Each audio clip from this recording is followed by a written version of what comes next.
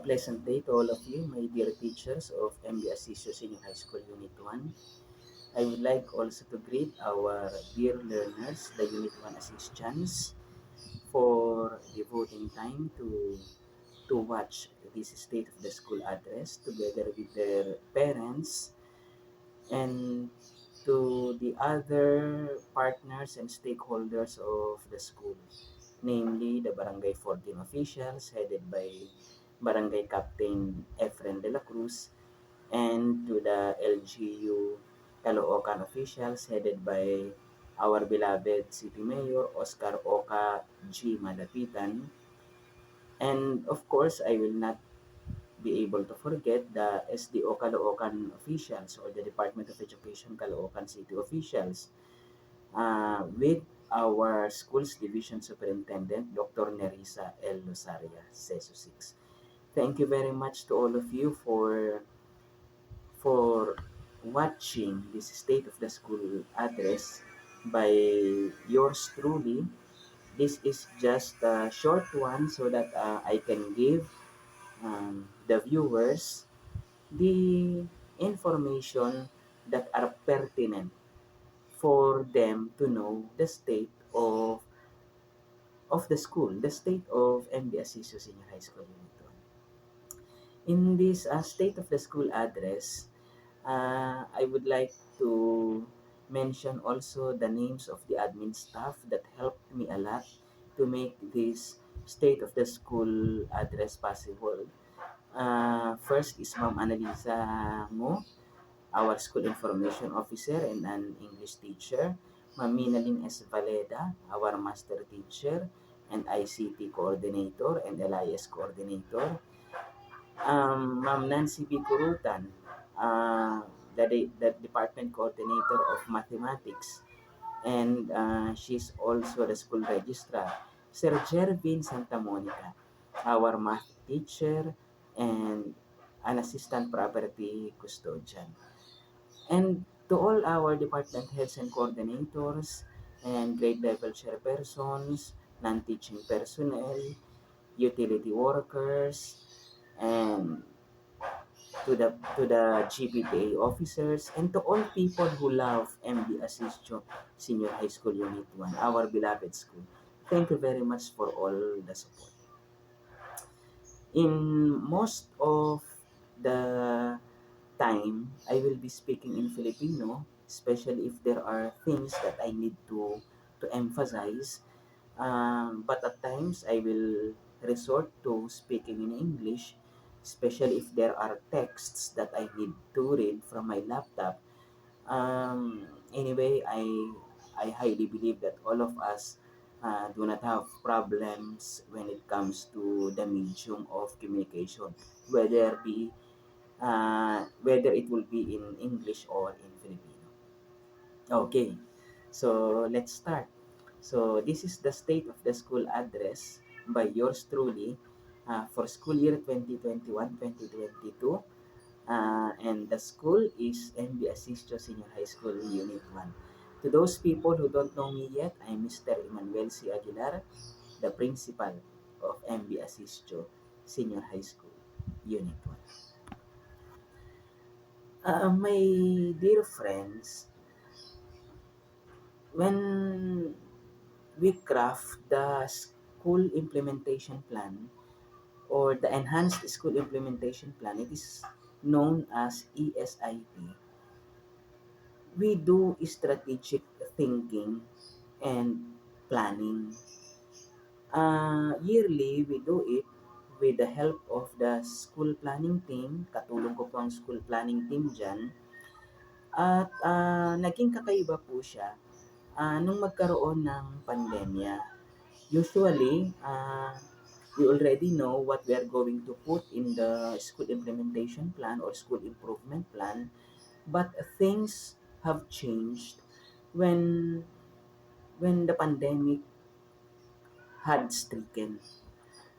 What do I mean by that? Kailangan po naming i-revisit yung aming school's implementation plan so that it will remain relevant and meaningful kahit na po maraming pagbabago na nangyari sa education sector.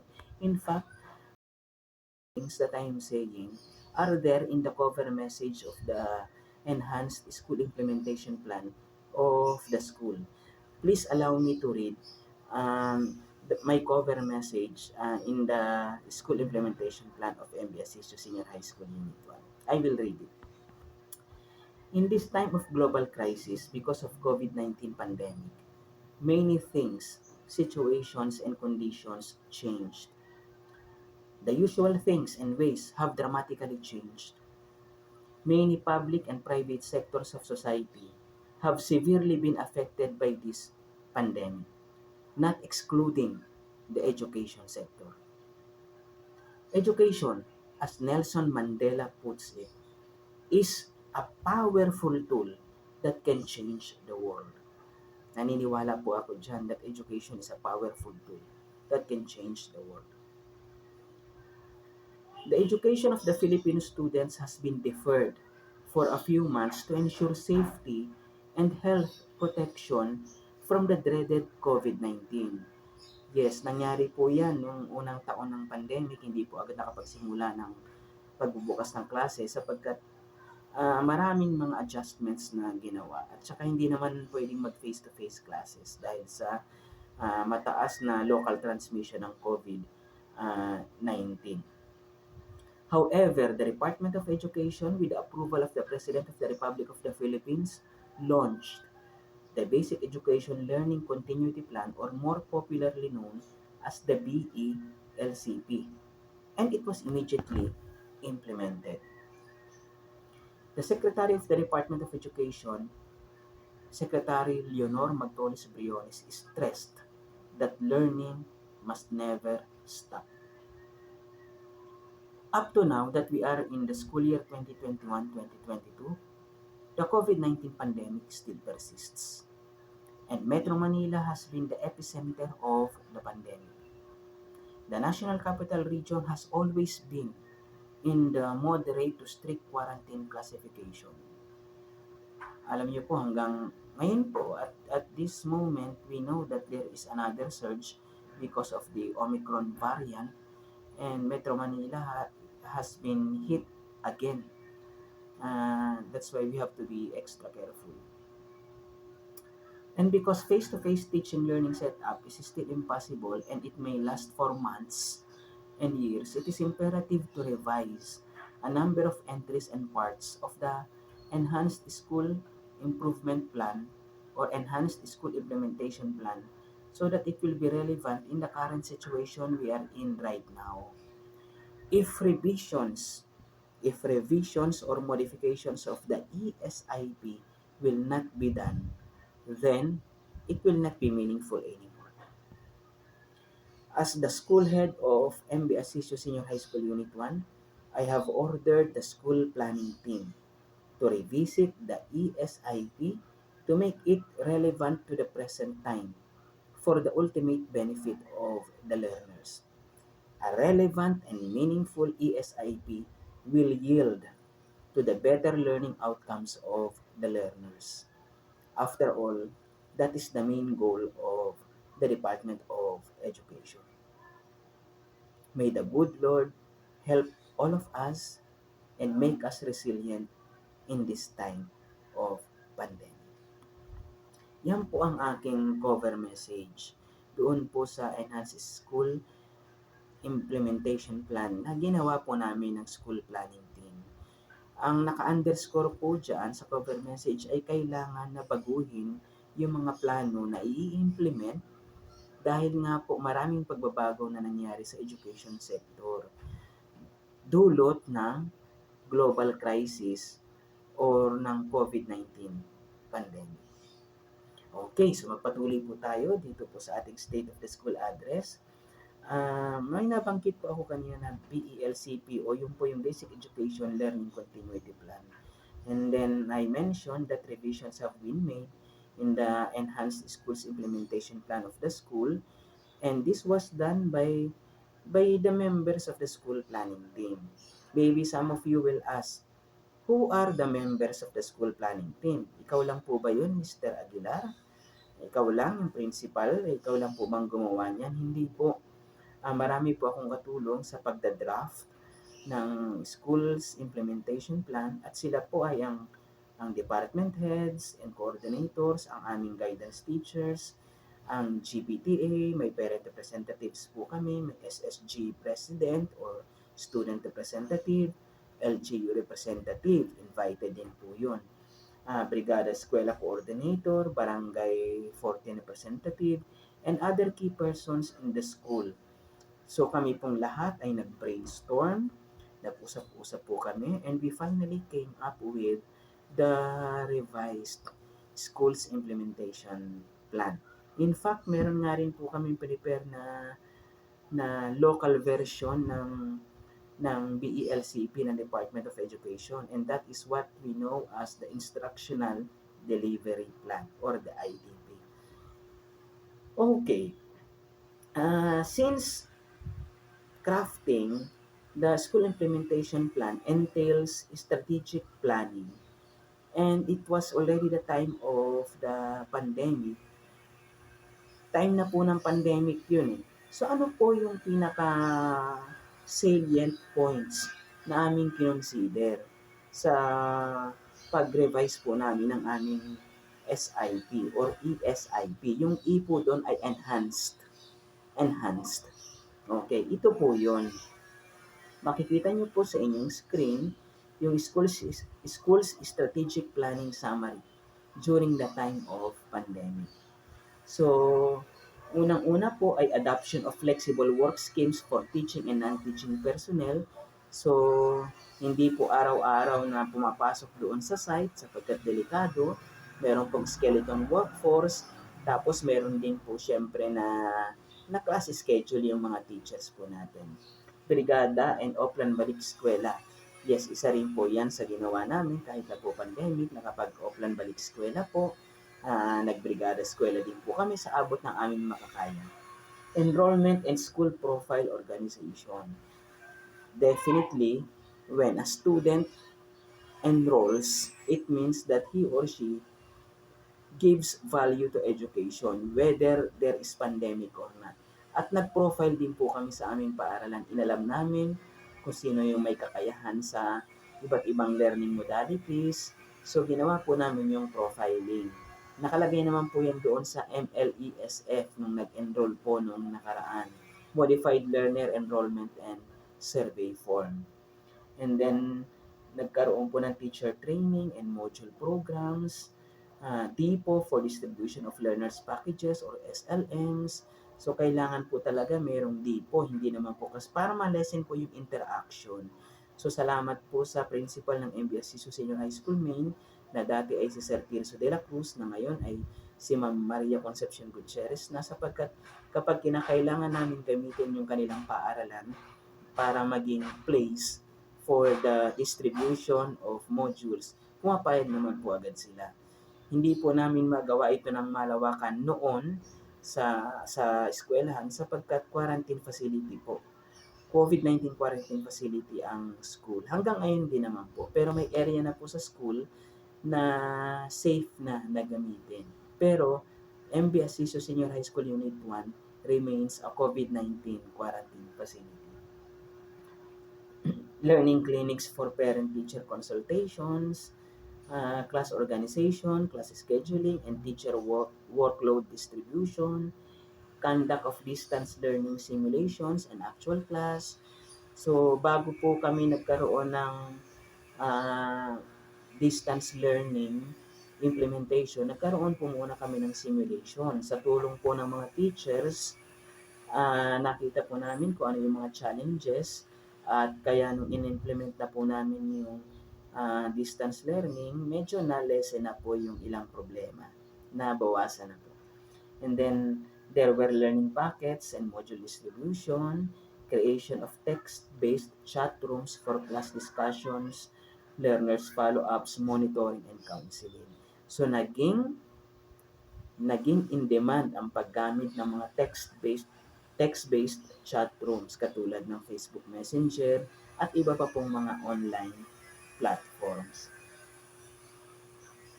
So, makikita po ninyo sa inyong screen yung adoption of flexible work schemes for teaching and non-teaching personnel in school as guided by the COVID-19 related measures o yung mga precautionary measures.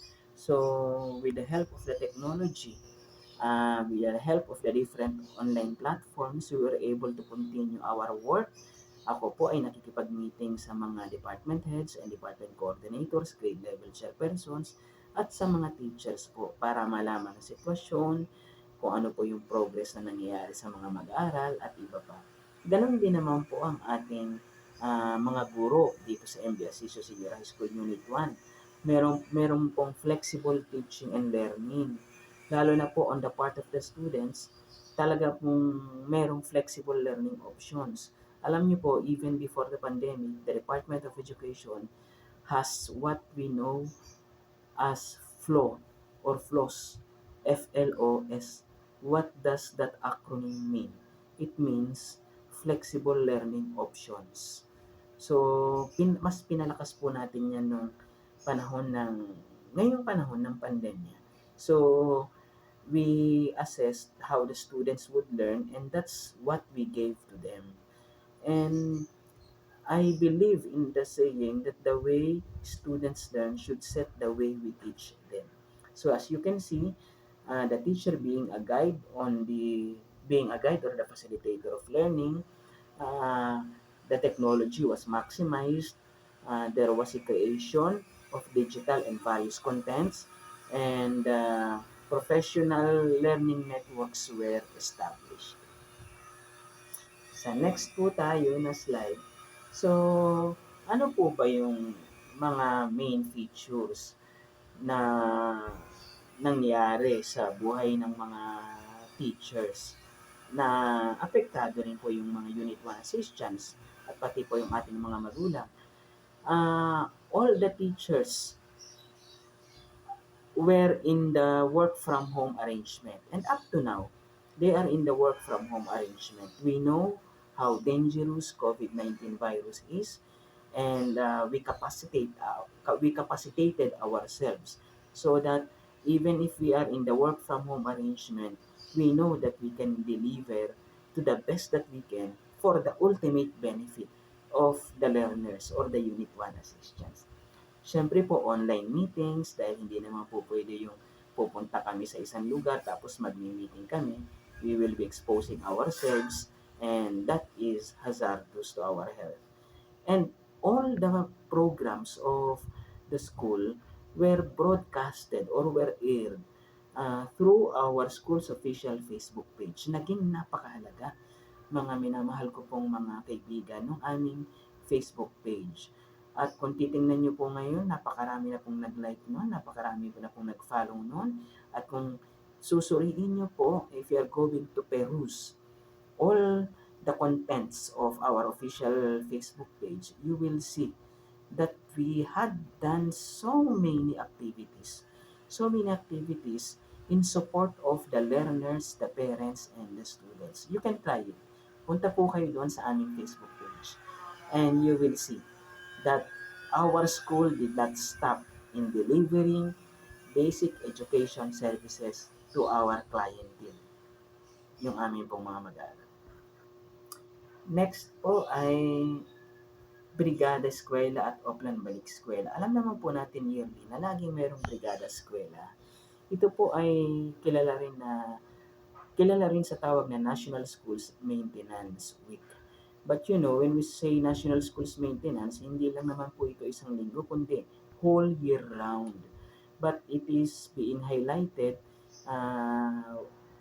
weeks before the opening of classes. At nagkaroon po sa MB Asisio Senior High School Unit 1 yan. Sa pamamagitan po ng aming official Facebook page, ay parating po namin sa mga stakeholders namin yung mga kaganapan sa paaralan. And in fact, hindi lang po isang araw yan, kundi may series po kami niyan. Talagang it was an information dissemination campaign to our learners and parents, yung sa Brigada Eskwela at Oplan Balik Eskwela. So meron po kaming mga enrollment focal persons, and the enrollment focal persons entertained many queries from the from the learners o doon po sa mga estudyanteng gustong magpa-enroll. Nakikita naman po ninyo sa inyong screen yung proof na we were actively involved in the Brigada, Eskwela, and Oplan Balik Eskwela programs of the Department of Education. And when we say education, it involves the community. I remember Yusek Tonisito Umali of the Department of Education. He always stresses or he always emphasizes in his speeches that partnerships is one of the core requirements for a school to fly very high. What do I mean by that? Sapagkat naka-stipulate din naman po yan sa Philippine Constitution that education for it to be surely successful, there should be partnerships or community participation. Ang dami pong mga private individuals ang nag-donate po sa amin, tumulong po sa amin, ang mga parents, ang local government unit of Caloocan City, ang barangay. So hindi po sila nakalimot at yan po ay dahil na rin po sa initiatives ng aming pong mga teachers. As you can see in the pictures, we received a number of items for COVID-19 prevention and many others. So, ito na nga po yung binabanggit ko. We had donations of surgical masks, alcohol, sanitizers, and other COVID-19 materials and equipment. And marami pa po, nakikita po ninyo, 21 yan. Mayroon tayong mga pressure washer, sprayer na stainless, mga drums, mga hand washing items, soap powder, gloves, mop, foot bath, humidifier, thermoscanner, at marami pang iba. Nakikita niyo po sa screen. Yung iba po hindi na lang nailagay dyan sapagkat masahaba pa po kasi itong state of the school address. And we are very thankful. I would like to take this opportunity to thank all our friends for helping out, for helping the school. And then, as you can see, number of partners by general partner type, napakarami po yung private individuals. Nakatataba ng puso sapagkat pag sinabing private individuals, ito yung mga tao na sa sarili nila nagkusang loob na tumulong o magbigay ng tulong. And then, sumunod po yung mga private companies, meron din pong mga state universities and colleges, dito po sa number of partners by specific type. Siyempre, ano po yung kanilang mga itinulong? May financial support, meron pong learner wellness, health, technology, na tumulong rin po sila sa aspect of technology, and mga volunteer services, volunteer hours. Napakalaking bagay po noon. Ayan po, the most common support from these stakeholders are learners, wellness, health materials. Napakahalaga. Napakahalaga lalo na nasa gitna po tayo ng pandemya. Enrollment and school profile organization. So, nahinto po ba yung pag-aaral ng mga bata na gustong pumasok sa MB Asistio Senior High School Unit 1? Hindi po nahinto. In fact, there was an increment in the enrollment in MB Asistio Senior High School Unit 1. Nakikita po ninyo na dito sa aming bar graph, 3-year enrollment, dito po tayo halimbawa sa 2021-2022 male, 2021-2022 female, meron pong 1,293 at meron pong 1,273 para po sa female. So halos 2,500 po ang nag-enroll. So malaking numero na po yan para sa aming paaralan. Humigit kumulang 2,500 people or individuals enrolled in MB Asistio Senior High School Unit 1. And I would like to construe it na nagtitiwala sila sa aming paaralan o sa ating paaralan. Yan, nakikita po ninyo dyan malinaw na dahil din po siguro sa balik-aral program at saka po sa ALS, kaya po nadagdagan din po yung aming mga enrollees. And then promotion rate. As you can see in the promotion rate of the school from school year 2019 and 2020 and 2021 and 2022, the data show that the highest percentage of promoted in school year 2019 and 2020 are females with 93.96%.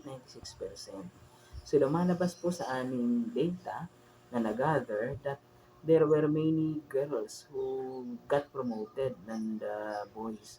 Pero hindi naman po ibig sabihin yung marami sa mga kalalakihan po namin mag-aaral ay pinabayaan na yung kanilang pag-aaral. No. What is important is that they tried their best to continue their education. Some of the learners experience difficulties and hardships and challenges. In fact, merong mangilan-ngilan na by the end of the school year, nandun na po sila sa category ng NLPA or no longer participating in activities. Pero majority pa rin po, malaki pa rin pong porsyento ang nakapagpatuloy sa kanilang pag-aaral. At inihiling ko po ang cooperation ng mga magulang na sana po ay pakitutukan po yung pag-aaral ng ating mga anak para po hindi na po nangyayari na nagkakaroon ng dropout, failure, sapagkat alam naman natin na minsan kailangan talaga na gabayan natin yung ating mga anak. And then we have the learner-teacher ratio by grade level. Makikita po natin na we were able to manage the class size. And thank you very much also to Ma'am Nerissa L. Sarayawan, Schools Division Superintendent, kasi nagdagdag din po sila ng teacher sa amin. May mga teachers po din po kasi sa MBS Senior High School Unit 1 na nag-transfer. Hindi po natin may iwasan ito sapagkat valid naman po yung mga reasons nila. But this was replenished by the new teachers who came to our school na binigyan ng appointment ng ating Schools Division Superintendent na si Ma'am Nerissa Elosaria. Try to look at the bar graph. For grade 7, the ratio is 1:42. For grade 8, the ratio is 1:50. For grade 9, 1:34. For grade 10, 1:42.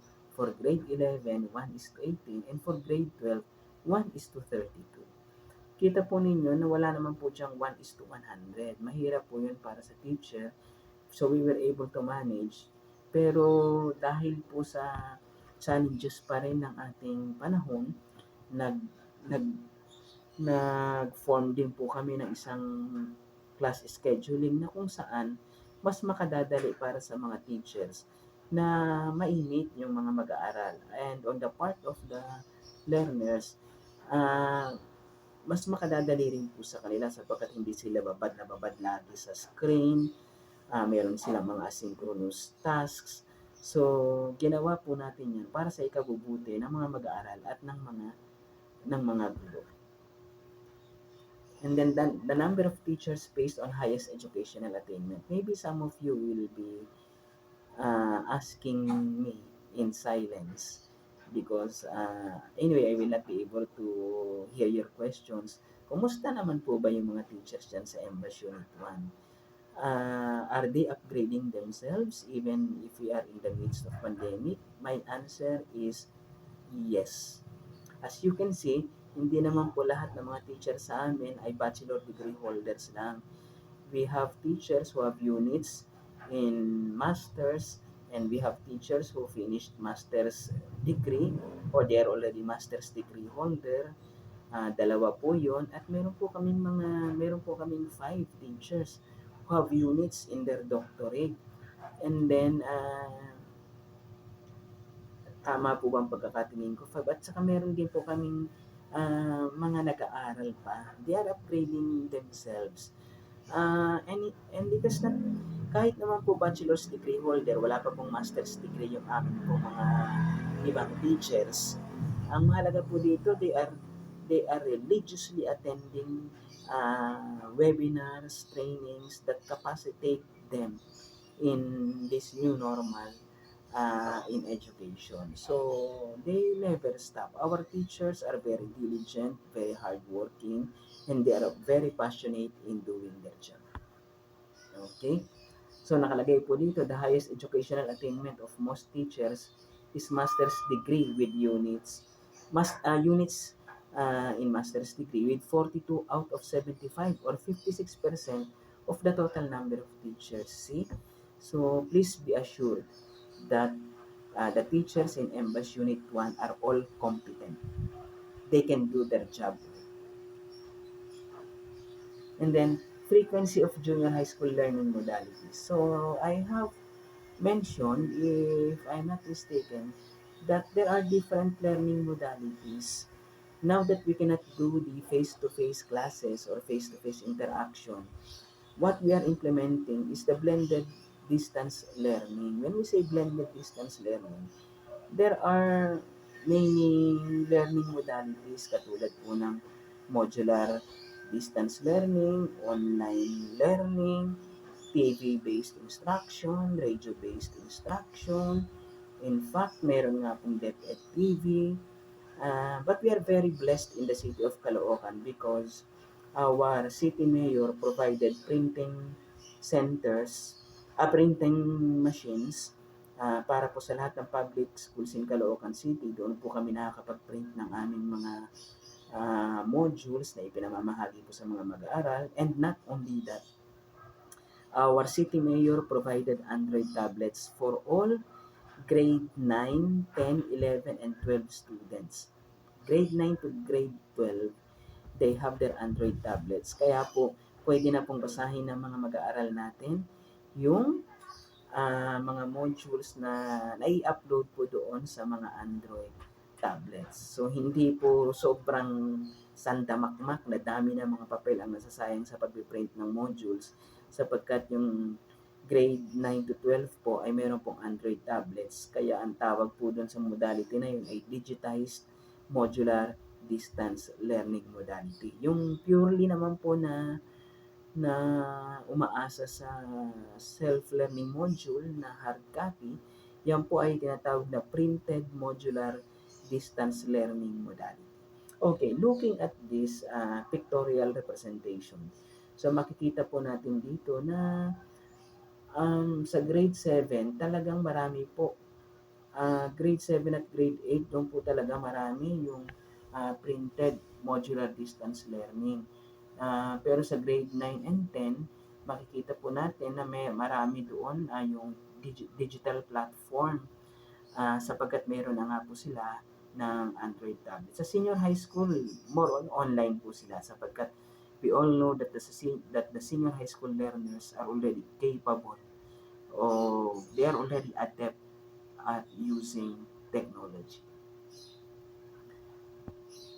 So, nakikita po natin yan. So,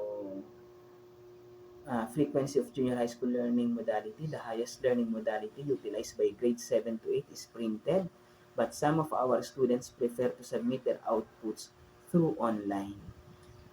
Digital or online modality is used by grades 9 and 10 with 744 users because of the Android tablets provided by the city government of Caloocan. So, we have the junior high school learning resources needed.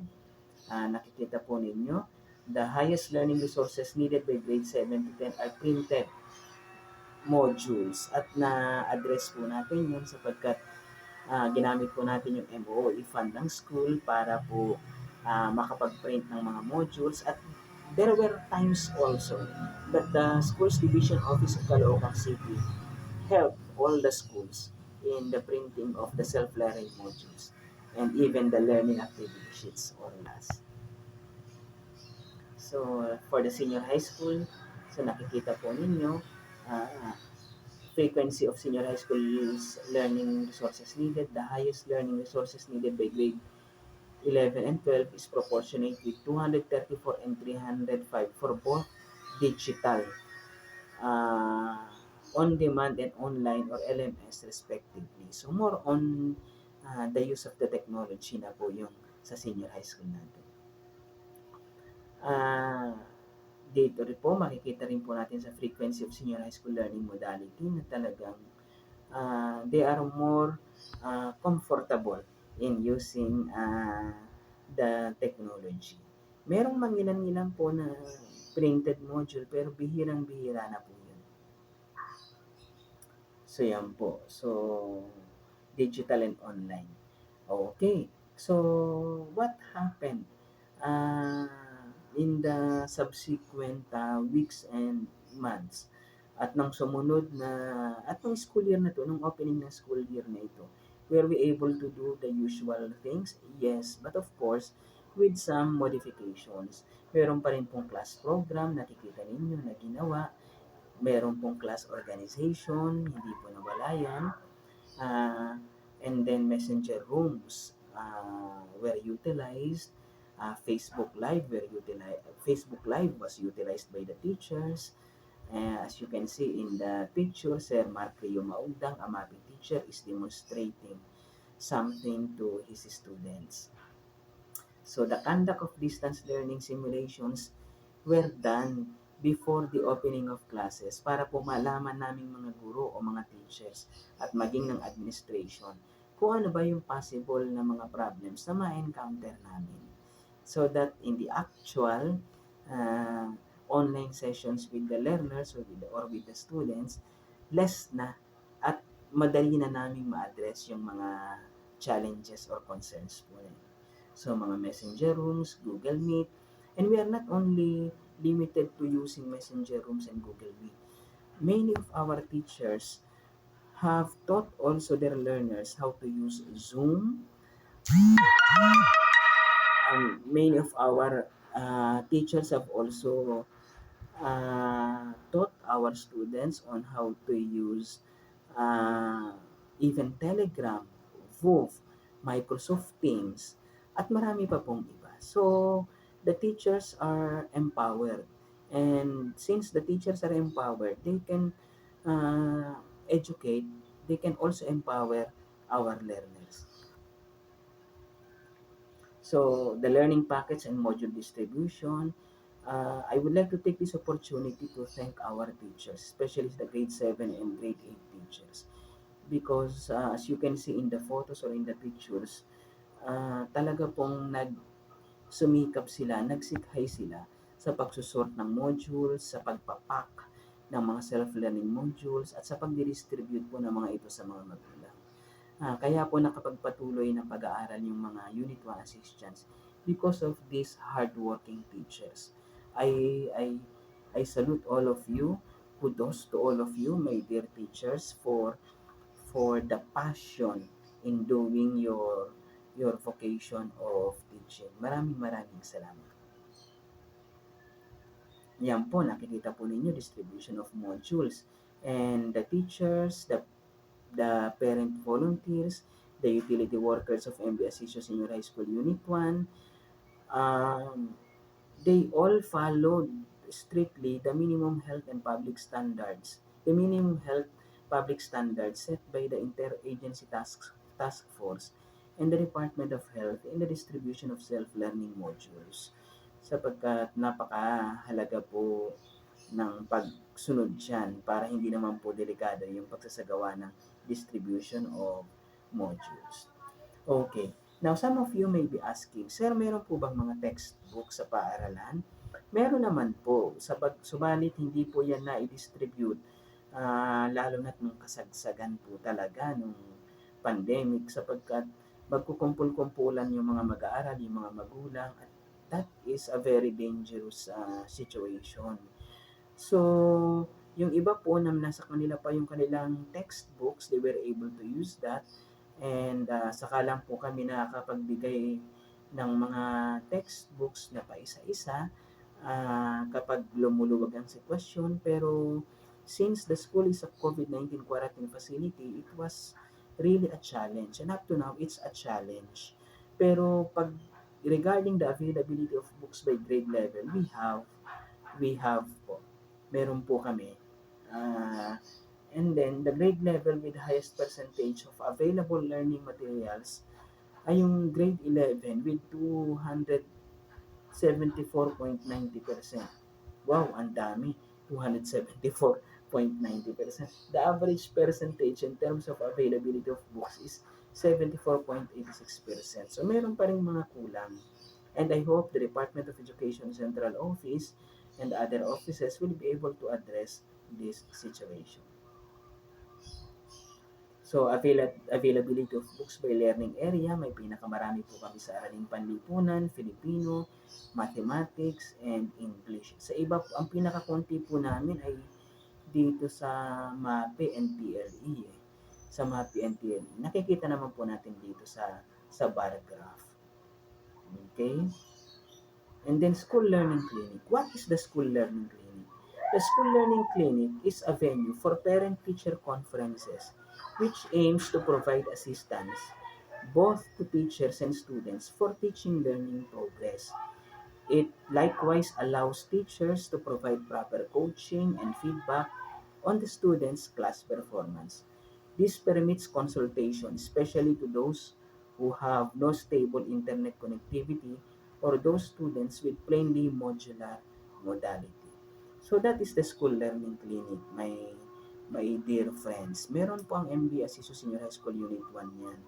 Nilagay po namin doon sa MBAS main sapagkat COVID-19 quarantine facility nga po yung aming paaralan. And yung school learning clinic po namin ay lalong-lalo na para doon sa mga mag-aaral. Sa mga mag-aaral na walang internet connectivity, hirap na hirap, o yung mga mag-aaral po namin na struggling, na kailangan ng tulong. Yung pong school learning clinic naging napakahalaga po. Naging napakahalaga in the sense na nagkakaroon po ng meeting ng parents and teachers para po magabayan po sila at hindi sila yung mga mag-aaral totally na mawala sa kanilang pag-aaral.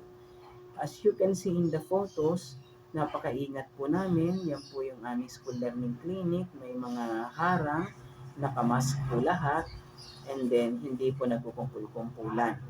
Hindi po nagkukumpul-kumpulan dito sa kanilang sa room po ng school learning clinic.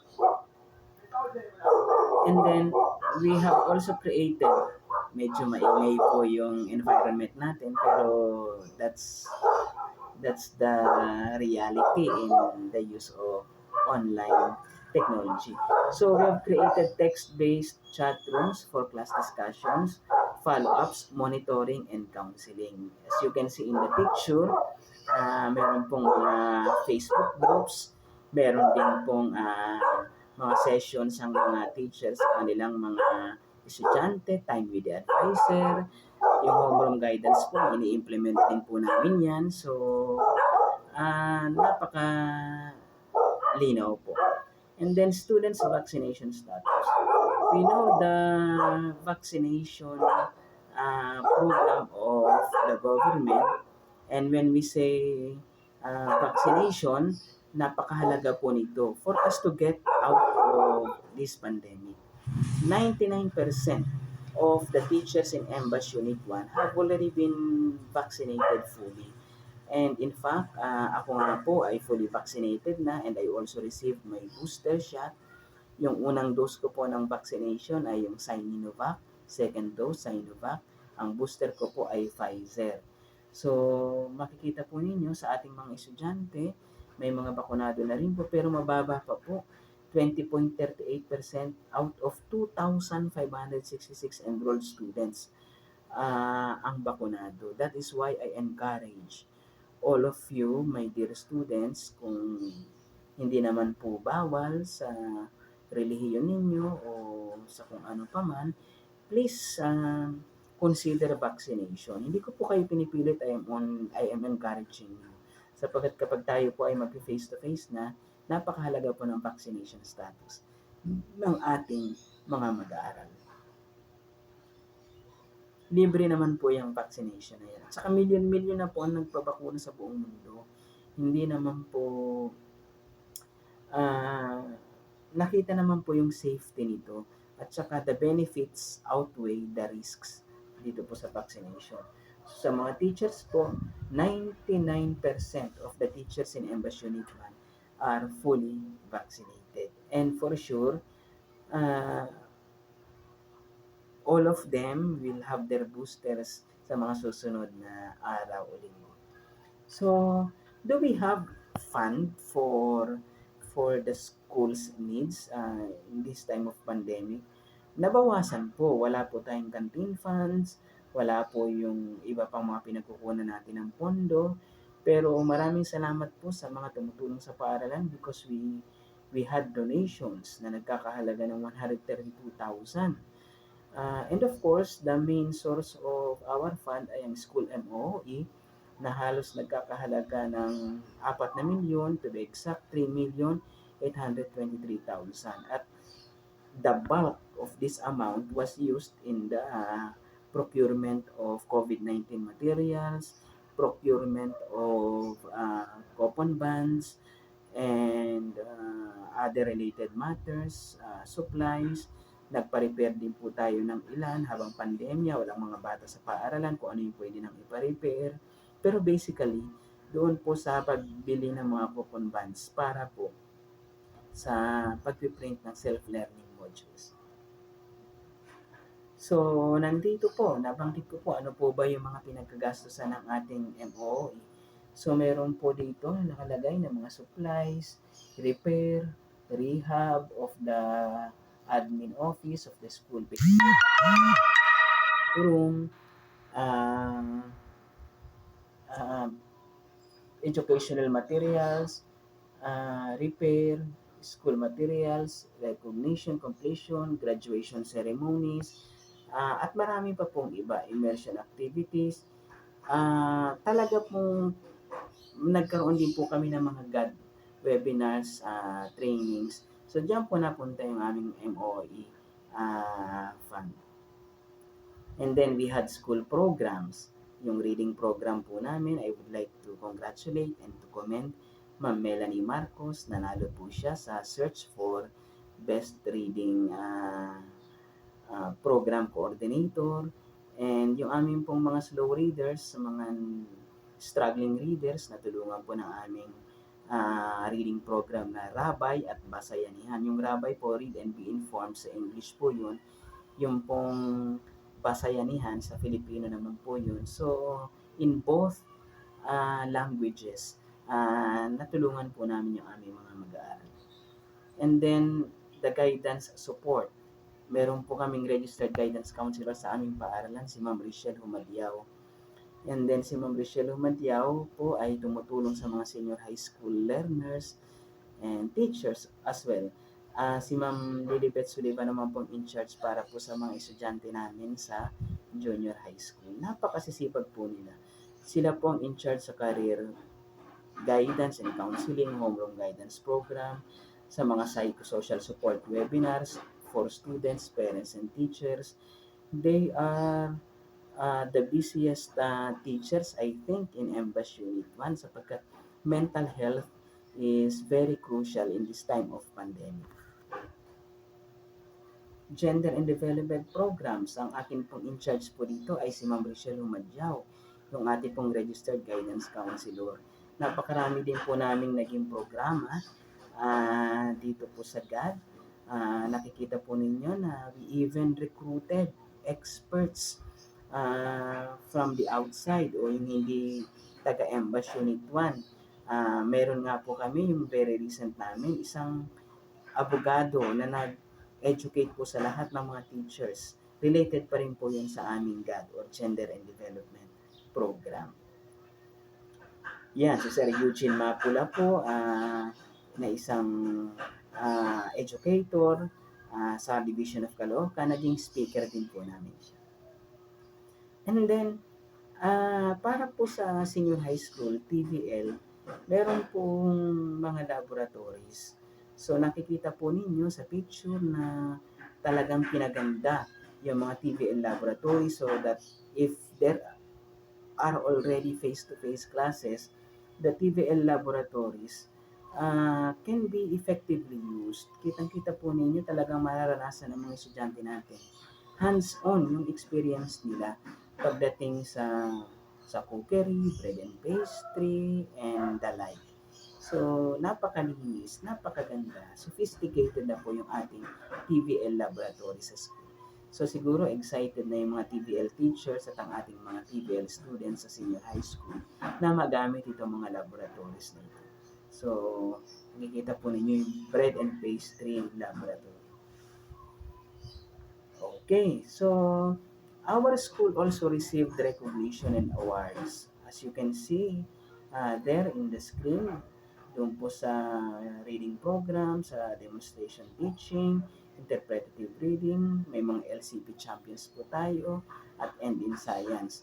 So congratulations to Ma'am Melanie Marcos, the best reading program implementer, Ma'am Lilibet Sullivan and Ma'am Bernadette Ramos.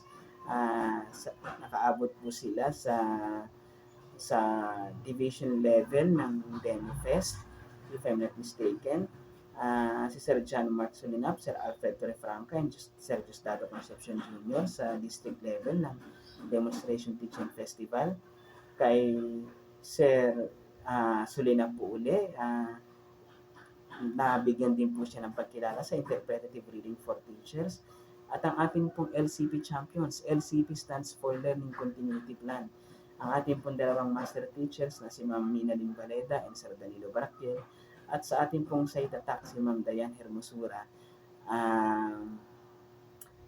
nabigyan din po ng karampatang recognition. So, at marami pa po. Ito po sa Division Science Fair, our students showed that they can be contenders in academic competitions. So, meron po tayong 3rd place, 5th place, and 2nd place. And of course, as what I have already stated, in reading, si Ma'am Melanie Marcos ay nagawaran ng pagkilala. So I would like to congratulate Ma'am Melanie Marcos, our reading coordinator, and her department head in English, Ma'am Marisa L. Villanueva.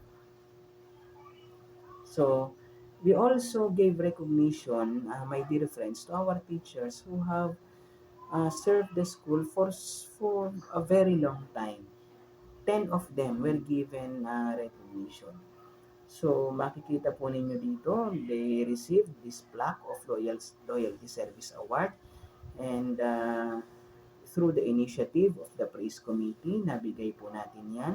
Yan po ay bilang pang-motivate na rin sa kanila at pagpapasalamat. At sana po yung mga bagong teachers po natin ay gayahin sila na maglingkod ng tapat at ng may passion para po sa ating mga mag-aaral. So, ano po ba yung mga summary ng ating mga efforts ngayong panahon ng pandemic na punong-puno ng challenges? Naririto po yung ating accomplishments. Develop teaching and non-teaching personnel toward achieving quality management and supervisions. Yes po, dinevelop po natin sila sa pamamagitan ng mga trainings and webinars. Gave recognition to deserving and performing teachers and staff. Nakita niyo po kanina yung Loyalty Service Awards at iba pa pong mga awards na ibinigay din ng Division Office at ng Regional Office. Improved and increased the reading comprehension and speed rate of the students. Developed teaching and non-teaching sa reading, meron po tayong rabay at basayanihan. Develop teaching and non-teaching personnel quality management and supervision. Yes, nagkakaroon po kami ng mga observations na oobserbahan ng mga master teachers and head teachers and coordinators yung mga teachers, and in the process we'll learn from these observations. Prepared and improve the school's learning environment. The learning environment now is not the school per se, yung physical school, kundi yung mga tahanan natin, mga bahay natin, naging workspace po natin. So, yun po. Established a good working rapport between the school administration and parents for the improvement of the student performance. I was always in constant communication then with Ma'am Rosemary Carillo, the GPTA president. At ngayon po may bago tayong GPTA officers. Lagi po ako nakikipag-ugnayan sa mga magulang so that I will know also the situation in the respective homes of the learners. Pero mas madalas pong ginagawa yan ng mga class advisors. Maintained a friendly working environment and developed a strong band of other stakeholders that shall uphold and strengthen the school's mission and vision. Correct. So, mahalaga po yung friendly working environment and the support of the stakeholders. As what I have mentioned, we have stakeholders who are in full support of our advocacies. Yan po ang kabuuan ng aking State of the School address, mga minamahal ko pong mga magulang, guro at mag-aaral at sa ating mga stakeholders. Um, sa kahuli-hulihan po, nais ko pong sabihin sa inyo, ito pong kasabihan na where there is unity, there is always victory. In MBAS Unit 1, we are united, we are one in doing our vision and mission of educating the youth of the land. Again, this is Mr. Emmanuel C. Aguilar, the principal of MBS Senior High School Unit 1. Sana po, siya nga po pala, ano po yung ating tunguhin? Ang ating pong tunguhin, ipagpatuloy ang lahat ng mga magagandang bagay na ito. Lahat ng mga challenges or problems that we may face, we will do our best. We will join our hands to overcome them. No mountain is insurmountable. And then we will continue to capacitate ourselves, and we will find partners that can help the school. At hindi po kami manghihinawa na gawin yung the best na kaya namin gawin para po sa ikabubuti ng paaralan. So yan lamang po. Again, this is Mr. Emmanuel C. Aguilar, the principal of MBS Senior High School Unit 1. Thank you very much for watching this state of the school address for school year 2021-2022. Patnubayan po kayong lahat. Patnubayan po tayong lahat ng Panginoon Diyos.